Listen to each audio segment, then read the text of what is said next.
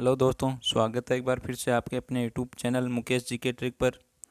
और आज का हमारा ये सेशन, इस सेशन में हम मॉडल पेपर के हमारा ये चार नंबर मॉडल पेपर रहेगा। और हमने तीन मॉडल पेपर पिछली क्लास में कर लिए थे। तो अभी तक उन तीन मॉडल पेपर को नहीं देखा है तो वो प्लेलिस्ट में जाकर वो मॉडल पेपर ज़रूर देख ले। इसमें हम जीके जीएस के क्वेश्चन के बारे में बात करेंगे जो एग्ज़ाम की दृष्टि से बहुत ही इम्पोर्टेंट होंगे। चलो आज का सेशन शुरू करते हैं। सेशन शुरू करने से पहले अभी तक सेशन को लाइक नहीं किया हो तो सेशन को लाइक ज़रूर कर दे, और हमारे चैनल पर पहली बार हो तो चैनल को सब्सक्राइब ज़रूर कर ले। तो आपके सामने क्वेश्चन है, धन विधेयक प्रस्तुत किया जाता है तो धन विधेयक किसके द्वारा किस में प्रस्तुत किया जाता है? ऑप्शन आपके सामने, केवल लोकसभा में, केवल राज्यसभा या लोकसभा में, केवल संसद के दोनों सदनों की संयुक्त बैठक में। तो धन विधेयक किस में प्रयुक्त प्रस्तुत किया जाता है ये बताना आपको। तो फटाफट आंसर दो इसका। धन विधेयक किस में प्रस्तुत किया जाता है? लोकसभा में किया जाता है, या राज्यसभा में, या दोनों में किया जाता है, या केवल संसद के दोनों सदनों की संयुक्त बैठक में किया जाता है? तो कब किया जाता है ये प्रस्तुत, कब किया जाता है ये बताना आपको। तो फटाफट आंसर दो कमेंट में, और सभी का बिल्कुल राइट आंसर आना चाहिए। और सभी ने बिल्कुल राइट आंसर दिया है। ये आंसर सभी का बिल्कुल राइट आंसर है। धन विधेयक किस में प्रस्तुत होता है? केवल लोकसभा में। कहाँ पर होता है? केवल लोकसभा में। तो ये आंसर सभी ने बिल्कुल राइट आंसर दिया इसका। ये आंसर सभी का बिल्कुल राइट आंसर है। धन विधेयक केवल लोकसभा में प्रस्तुत किया जा सकता है। तो ये आंसर बिल्कुल राइट है इसका। अगला क्वेश्चन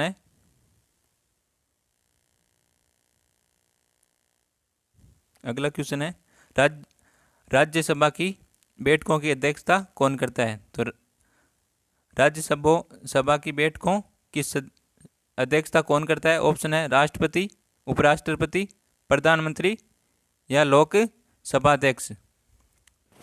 तो राज्यसभा की बैठकों की अध्यक्षता कौन करता है ये बताना है इस बार। फटाफट आंसर दो इसका। राज्यसभा की बैठकों की अध्यक्षता कौन करता है? राष्ट्रपति करता है, या उपराष्ट्रपति, या प्रधानमंत्री, या फिर लोकसभा अध्यक्ष? कौन सा आंसर राइट हो जाएगा? राज्यसभा की बैठकों की अध्यक्षता कौन करता है? सभी ने बिल्कुल राइट आंसर दिया है, उपराष्ट्रपति। तो बी आंसर बिल्कुल राइट आंसर है। जिसने भी बी आंसर दिया उन सभी का बिल्कुल राइट आंसर है। राज्यसभा की बैठकों की अध्यक्षता कौन करता है? उपराष्ट्रपति। कौन करता है? उपराष्ट्रपति करता है। बी आंसर बिल्कुल राइट आंसर है इसमें। अगला क्वेश्चन है, भारत में एक राजनीतिक दल को मान्यता किसके द्वारा प्रदान की जाती है? तो भारत में एक राजनीतिक दल को मान्यता किसके द्वारा प्रदान की जाती है? ऑप्शन आपके सामने, संसद के द्वारा, राष्ट्रपति द्वारा, या चुनाव आयोग के द्वारा, या फिर उच्चतम न्यायालय द्वारा। तो भारत में एक राजनीतिक दल को मान्यता किसके द्वारा प्रदान की जाती है? फटाफट आंसर दो इसका। पॉलिटिकल का क्वेश्चन है ये। भारत में एक राजनीतिक दल को मान्यता किसके द्वारा दी जाती है ये बताना है। तो फटाफट आंसर दो इसका। तो किसके द्वारा दी जाती है? चुनाव आयोग के द्वारा। किसके द्वारा दी जाती है? चुनाव आयोग के द्वारा। तो सी आंसर बिल्कुल राइट आंसर है। जिसने भी सी आंसर दिया उन सभी का बिल्कुल राइट आंसर है। भारत में एक राजनीतिक दल को मान्यता चुनाव आयोग द्वारा प्रदान की जाती है। तो सी आंसर बिल्कुल राइट आंसर रहने वाला है यहाँ पर। अगला क्वेश्चन हमारा,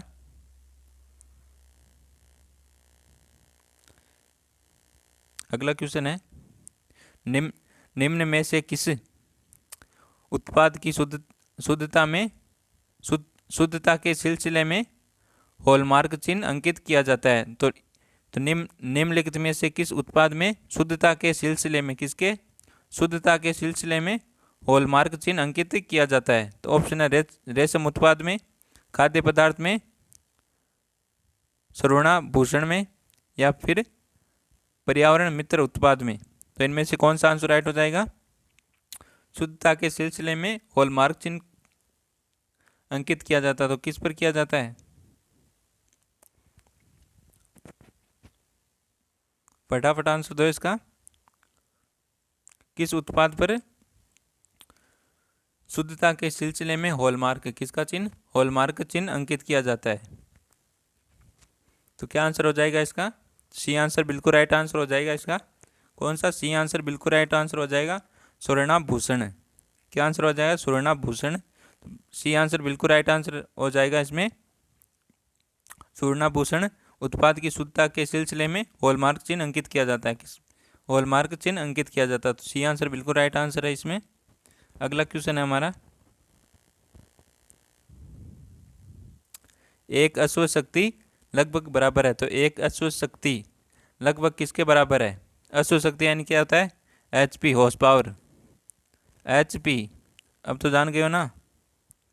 अश्व शक्ति में आप नहीं जानते या फिर जानते हो, कमेंट करो देखते।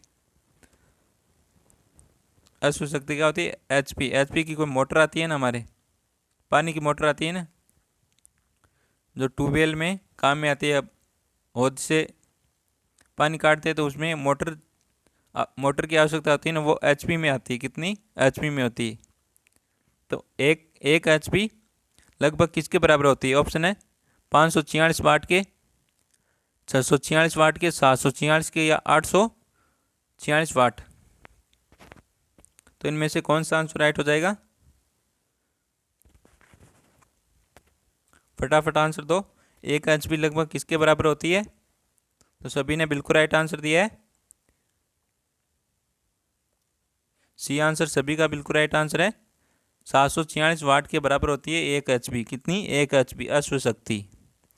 अश्व शक्ति, हॉर्स पावर।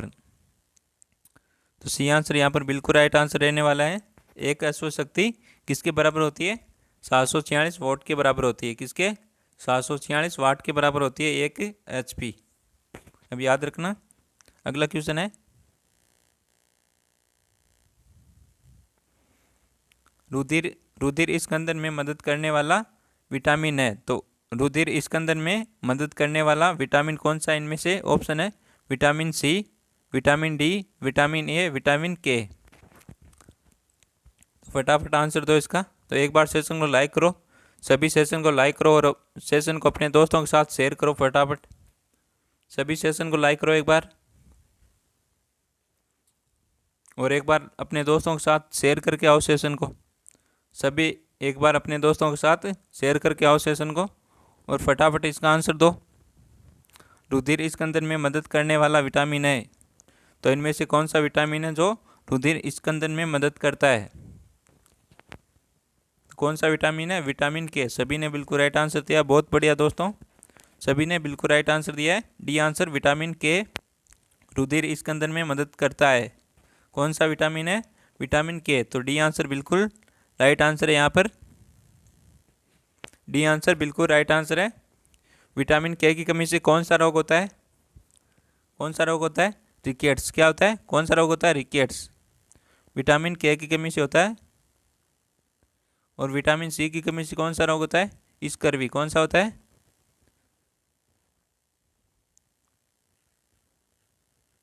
स्कर्वी। और विटामिन D की और विटामिन E की कमी से कौन सा रोग होता है? ये आपको बताना कमेंट में।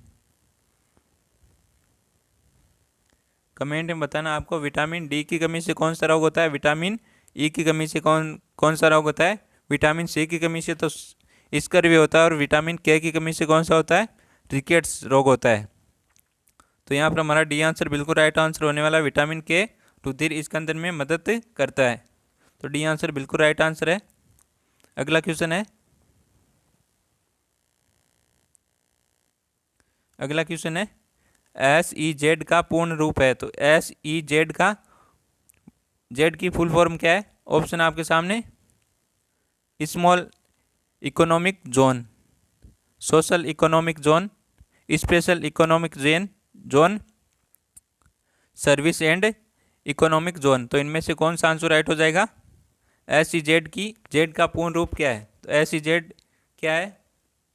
ये रोजगार पैदा करने के लिए और निर्वात को बढ़ावा देने के लिए है। निर्वात को बढ़ावा देने के लिए ये शुरू किया गया है। किसको बढ़ावा देने के लिए? निर्वात को बढ़ावा देने के लिए शुरू किया गया है। और कब शुरू किया गया ये 2005 को शुरू किया गया। कब? 2005 को शुरू किया गया है। तो इसकी फुल फॉर्म बताओ आप तो फटाफट। 2005 को शुरू किया गया इसको। तो SEZ जेड की फुल फॉर्म क्या होती है? तो सी आंसर जिसने भी दिया उन सभी का बिल्कुल राइट आंसर है स्पेशल इकोनॉमिक जोन। क्या होती है? Special economic zone. तो सी आंसर जिसने भी दिया उन सभी का बिल्कुल राइट आंसर रहने वाला है यहाँ पर। SEZ क्या एक निर्यात को बढ़ावा देने के लिए शुरू किया गया है ये। और कब शुरू किया गया है? 2005 को शुरू किया गया है। और इसकी फुल फॉर्म क्या होती है? SEZ की फुल फॉर्म क्या होती है? Special economic zone. तो सी आंसर बिल्कुल राइट आंसर है। जिसने भी सी आंसर दिया उन सभी का बिल्कुल राइट आंसर है। अगला क्वेश्चन है,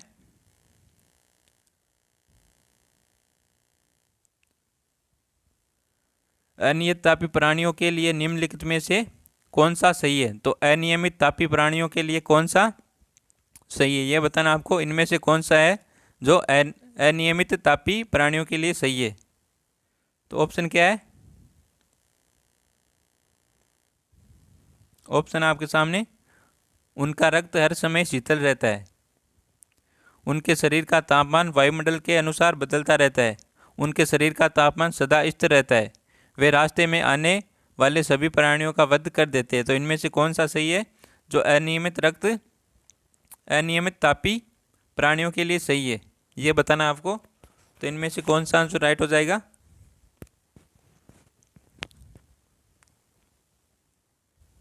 अनियमित तापी प्राणियों के लिए तो बी आंसर बिल्कुल राइट आंसर है यहाँ पर। कौन सा?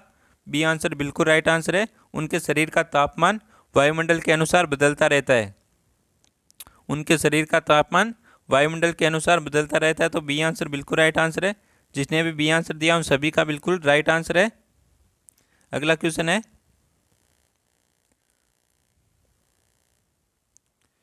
कंप्यूटर के लिए आईसी चिप आमतौर पर बनाए जाते हैं। तो कंप्यूटर में आईसी चिप किसकी बनाई जाती है? ऑप्शन है क्रोमियम के, सिलिकॉन के, सीसा के और कॉपर के। कंप्यूटर के आईसी चिप किसके बनाए जाते हैं ये बताना आपको। तो फटाफट आंसर दो इसका। ये क्वेश्चन कई बार आया है तो इसका तो आंसर बिल्कुल राइट आना चाहिए। और आंसर ही आ रहे, बी आंसर आ रहा है, डी भी आंसर आ रहा है, ए भी आंसर आ रहा है। यहाँ पर ए है ये। तो फटाफट आंसर दो और बिल्कुल राइट आंसर आना चाहिए। और जिसने भी बी आंसर दिया उन सभी का बिल्कुल राइट आंसर रहने वाला है। कंप्यूटर में आईसी चिप किसकी बनी होती है? सिलिकॉन की। किसकी? सिलिकॉन की। तो बी आंसर जिसने भी दिया उन सभी का बिल्कुल राइट आंसर है। कंप्यूटर में आईसी चिप किसकी बनी होती है? सिलिकॉन की। किसकी बनी होती है? सिलिकॉन की। तो बी आंसर बिल्कुल राइट आंसर है यहाँ पर। अगला क्वेश्चन है,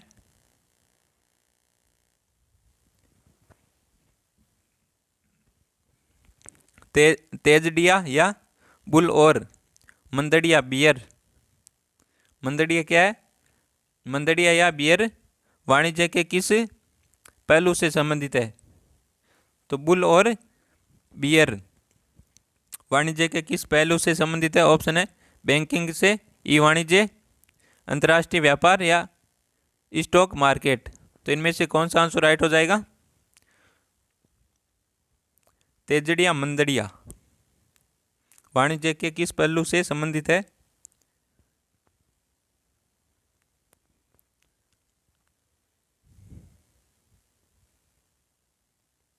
तो जिसने भी डी आंसर दिया उन सभी का बिल्कुल राइट आंसर रहने वाला है यहाँ पर। स्टॉक मार्केट से संबंधित है कौन? बुल और बियर। बुल को क्या कहते हैं? तेजड़िया। और बियर को मंदड़िया। यह वाणिज्य के स्टॉक मार्केट से संबंधित है। तो डी आंसर बिल्कुल राइट आंसर रहने वाला है यहाँ पर। अगला क्वेश्चन है, प्रतिभा पलायन क्या है? प्रतिभा पलायन क्या है ये क्वेश्चन है। ऑप्शन है आपके सामने। ये एक रोग है। शैक्षिक तथा तकनीक संस्थाओं से वितरित छात्रों को कहते हैं वैज्ञानिक ओट्स आधुनिक अनुसंधान पर व्यर्थ का खर्चा कुशल कर्मियों के उत्प्रवासन को कहते हैं। तो इनमें से कौन सा आंसर राइट हो जाएगा? प्रतिभा पलायन क्या है? तो डी आंसर जिसने भी दिया सभी का बिल्कुल राइट आंसर हो जाएगा। प्रतिभा पलायन कुशल कर्मियों के उत्प्रवासन को कहते हैं। किसको कहते हैं? कुशल कर्मियों के उत्प्रवासन को कहते हैं। तो डी आंसर बिल्कुल राइट आंसर रहने वाला है यहाँ पर। जिसने भी डी आंसर दिया सभी का बिल्कुल राइट आंसर है। अगला क्वेश्चन है,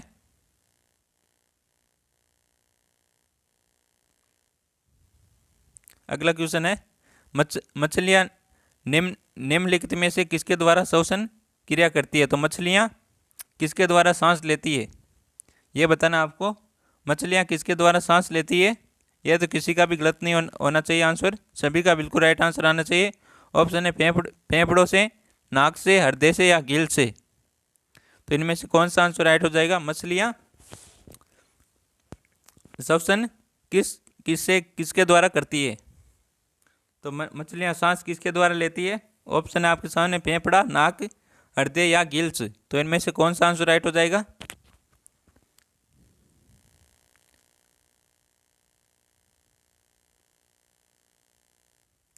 फटाफट आंसर दो इसका।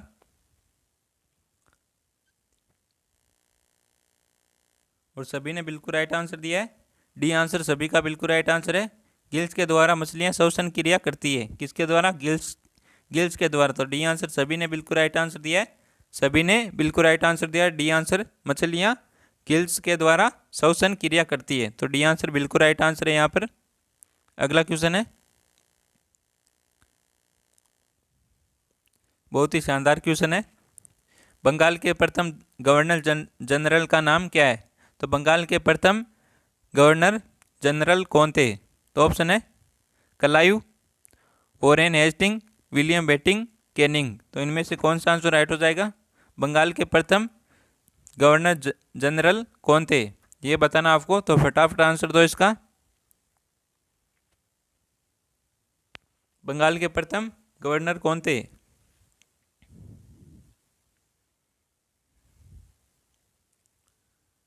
आंसर आ रहा है, ए आंसर आ रहा है, डी भी आंसर आ रहा है, बी भी आ रहा है, सी भी आ रहा है, सभी आंसर आ रहे। सभी आंसर थोड़े हो जाएंगे। फटाफट आंसर दो और तुक्के मत मारो इसे, राइट आंसर दो। क्या आंसर हो जाएगा इसका? William Bentinck. तो सी आंसर जिसने भी दिया उन सभी का बिल्कुल राइट आंसर रहने वाला है यहाँ पर।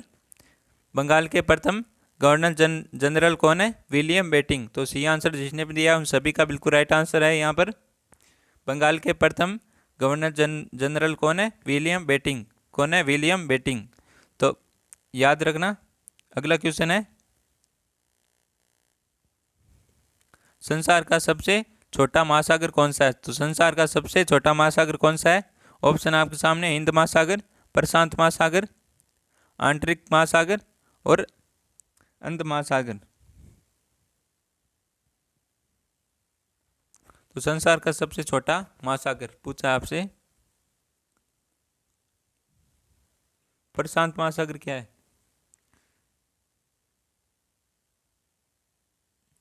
ये संसार का सबसे बड़ा महासागर है, प्रशांत महासागर। बड़ा है महासागर सबसे।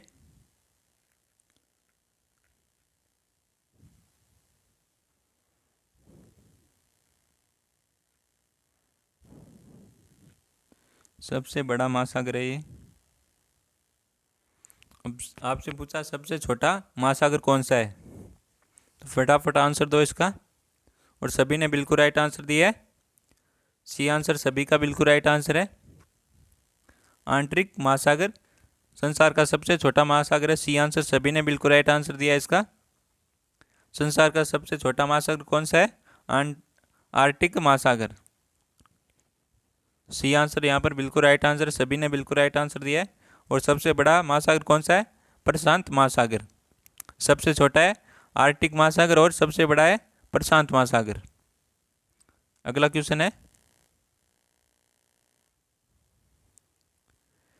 इंग्लैंड के शासक जेम्स प्रथम का कौन शासक के राजदूत जहांगीर के दरबार आया था? तो इंग्लैंड के शासक जेम्स प्रथम का कौन शासकीय राजदूत जहांगीर के दरबार में आया था? ऑप्शन है Hawkins, Edward, sir Thomas Roe या सर वाल्टर स्कॉट। तो इनमें से कौन सा आया था जहांगीर के दरबार में? जो इंग्लैंड के शासक जेम्स प्रथम का शासकीय राजदूत था, जो जहांगीर के दरबार में आया था। तो इनमें से कौन सा आंसर राइट होगा? फटाफट आंसर दो इसका, फटाफट कमेंट करो आंसर। इंग्लैंड के शासक जेम्स प्रथम, कौन? इंग्लैंड के शासक जेम्स प्रथम का कौन शासकीय राजदूत जो जहांगीर के दरबार में आया था, वो कौन था? वो था आपके हॉकिंग। कौन था? हॉकिंग। तो ये आंसर यहाँ पर बिल्कुल राइट आंसर रहने वाला है। इंग्लैंड के शासक जेम्स प्रथम का शासकीय राजदूत कौन था?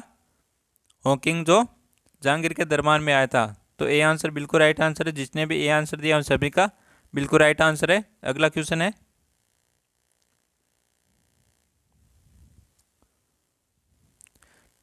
निम्नलिखित में से किसको सेल का पावर प्लांट भी कहा जाता है? तो सेल का पावर प्लांट किसे कहा जाता है? ऑप्शन है गोल्जी काय को, माइटोकॉन्ड्रिया को, राइबोसोम को, अगला ऑप्शन है लाइसोसोम। तो इनमें से कौन सा आंसर राइट हो जाएगा?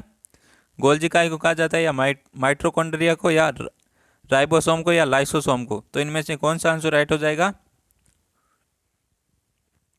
सेल का पावर प्लांट किसे कहा जाता है? कोशिका का शक्तिगृह, कोशिका का शक्तिगृह किसे कहा जाता है? आप सभी ने बिल्कुल राइट आंसर दिया है। पहले क्या कंफ्यूज थे क्या?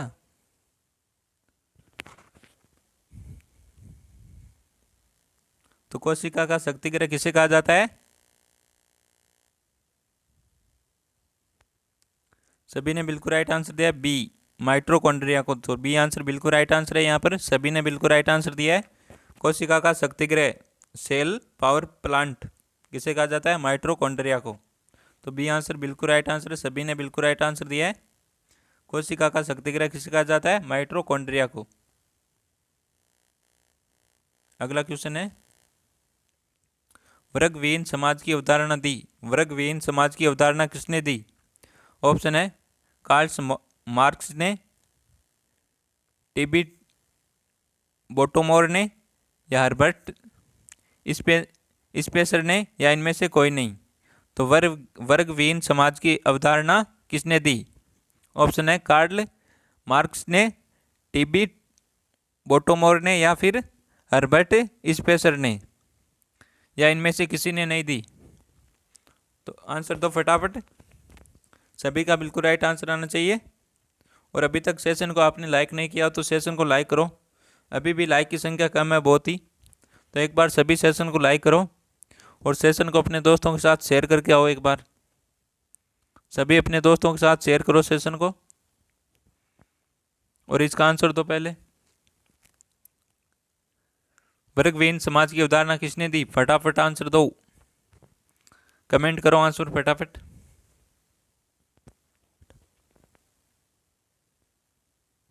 और सभी ने बिल्कुल राइट आंसर दिया इसका। कार्ल मार्क्स ने, किसने? कार्ल मार्क्स ने दी थी किसकी अवधारणा? वर्गविहीन समाज की। तो ये आंसर सभी ने बिल्कुल राइट आंसर दिया इसका। सभी का बिल्कुल राइट आंसर है ये आंसर। अगला क्वेश्चन है, साउ को मुगल कैद से किसने मुक्त किया? तो साउ को मुगल कैद से किसने मुक्त किया? ऑप्शन है जहांगीर शाह ने, औरंगजेब ने, शहजादा आजम ने, या शहजादा कामबख्श ने। तो किसने किया था साउ को मुगल कैद से मुक्त? किसने किया था? किसको? साउ को किसके कैद से? मुगल कैद से किसने छुड़ाया था? तो किसने छुड़ाया था? तो सी आंसर बिल्कुल राइट आंसर है यहाँ पर, शहजादा आजम ने। किसने? शहजादा आजम ने। तो सी आंसर बिल्कुल राइट आंसर है इसने छुड़ाया था? किसको? शाह को मुगल की कैद से शहजादा आजम ने छुड़ाया। तो सी आंसर बिल्कुल राइट आंसर है। जिसने भी सी आंसर दिया उन सभी का बिल्कुल राइट आंसर है यहाँ पर। अगला क्वेश्चन है,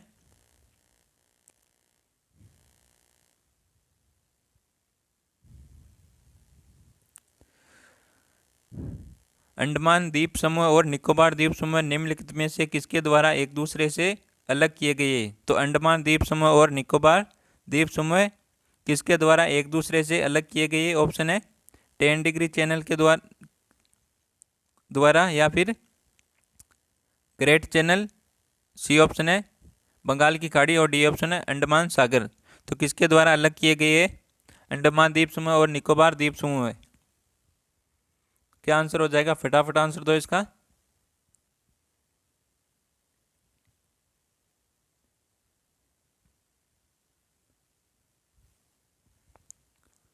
फटाफट आंसर दो इसका। क्या आंसर हो जाएगा? ये आंसर बिल्कुल राइट आंसर है यहाँ पर 10 डिग्री चैनल ने। किसने? 10 डिग्री चैनल द्वारा अंडमान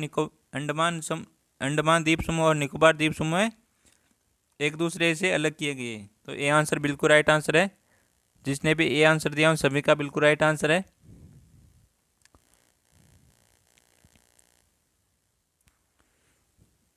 अगला क्वेश्चन है, लोहे की परत किस धातु से गलवेनीकरण होता है? तो लोहे की धातु पर किस परत से गलवेनीकरण होता है? तो ऑप्शन है मैग्नीशियम, जिंक,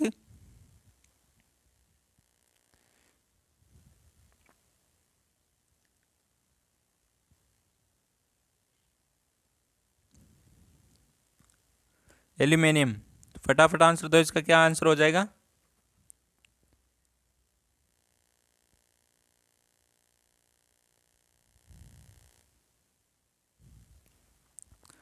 लो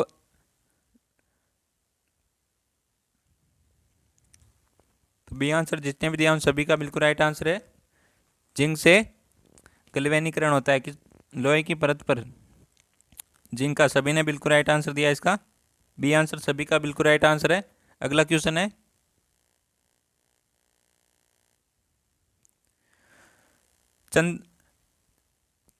चंद्रमा के गुरुत्वाकर्षण से पृथ्वी का गुरुत्वाकर्षण कितने गुना अधिक है? तो ऑप्शन आपके सामने 3 गुना, 4 गुना, 6 गुना या 5 गुना। तो किसका गुरुत्वाकर्षण अधिक है? चंद्रमा से या चंद्रमा से पृथ्वी से किसका गुरुत्वाकर्षण अधिक है ये बताना है आपको। कितने गुना अधिक है? चंद्रमा के गुरुत्वाकर्षण से पृथ्वी का गुरुत्वाकर्षण कितने गुना अधिक है? तो अधिक तो पृथ्वी का है, बताना अब कितने गुना अधिक है ये बताना है। तो ऑप्शन है 3 गुना, 4 गुना, 6 गुना या फिर 5 गुना। तो कितना अधिक है ये बताना है। हाँ, आपके एग्जाम फॉर्म की लास्ट डेट कितनी है? 31 दिसंबर है। कितनी है? 31 दिसंबर है। इससे पहले एग्जाम का फॉर्म भरवा लेना 31 दिसंबर से पहले ही।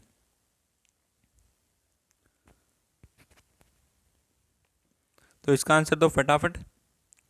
और सभी ने बिल्कुल राइट आंसर दिया। 6 गुना अधिक है। कितनी है? 6 गुना अधिक है। सी आंसर बिल्कुल राइट आंसर है यहाँ पर। चंद्रमा के गुरुत्वाकर्षण से पृथ्वी का गुरुत्वाकर्षण कितने गुना अधिक है? अधिक है 6 गुना। तो सी आंसर बिल्कुल राइट आंसर है यहाँ पर। अगला क्वेश्चन है,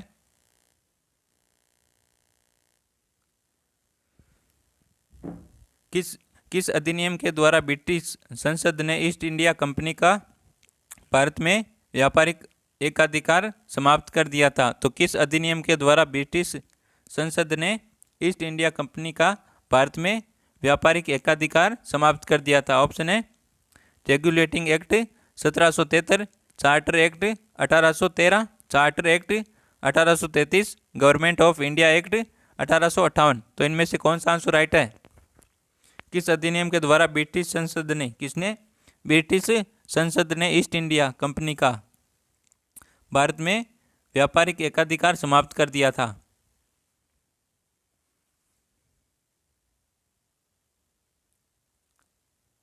तो क्या रहेगा इसका आंसर? बी आंसर बिल्कुल राइट आंसर रहेगा यहाँ पर।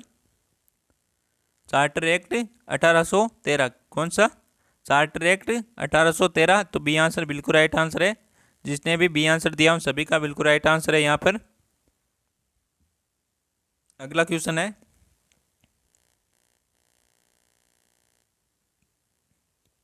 निम्न में निम्न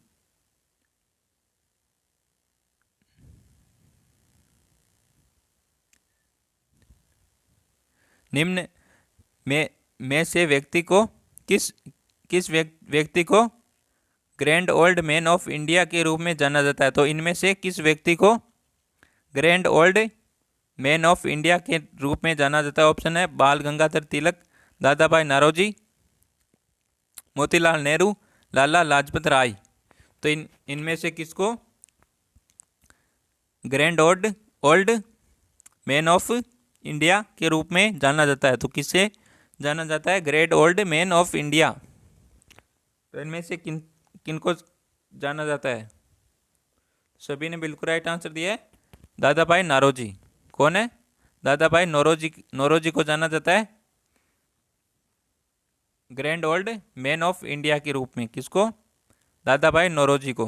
तो बी आंसर सभी ने बिल्कुल राइट आंसर दिया है इसका। सभी का बिल्कुल राइट आंसर है बी आंसर, दादा भाई नौरोजी। तो अगला क्वेश्चन है हमारा,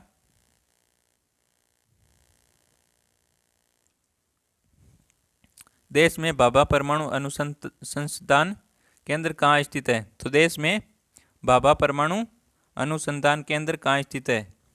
ऑप्शन है पोखरण में, टाम्बे में, या बेंगलुरु में, या कोलकाता में।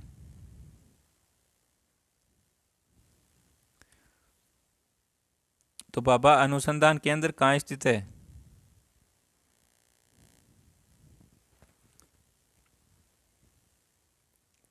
कहाँ पर है? फटाफट आंसर दो इसका। और सभी ने बिल्कुल राइट आंसर दिया है। बी आंसर सभी का बिल्कुल राइट आंसर है, टाम्बे में। कहाँ पर है? टाम्बे में। तो बी आंसर बिल्कुल राइट आंसर है। जिसने भी बी आंसर दिया उन सभी का बिल्कुल राइट आंसर है। अगला क्वेश्चन है,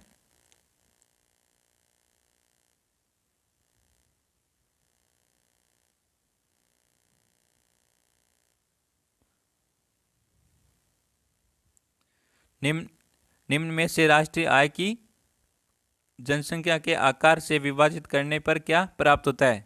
तो निम्नलिखित में से राष्ट्रीय आय को राष्ट्रीय आय को जनसंख्या के आकार से विभाजित करने पर क्या प्राप्त होता है? ऑप्शन है प्रति व्यक्ति आय, निर्वाह स्तर, निर्वाह व्यय, या प्रति व्यक्ति उत्पादन। तो राष्ट्रीय आय को जनसंख्या के आकार से विभाजित करने पर क्या प्राप्त होता है, ये बताना आपको। तो इसका आंसर क्या हो जाएगा? फटाफट आंसर दो। तो क्या प्राप्त होता है? प्रति व्यक्ति आय। सभी ने बिल्कुल राइट आंसर दिया। इसका क्या आंसर हो जाएगा? ए आंसर बिल्कुल राइट आंसर है।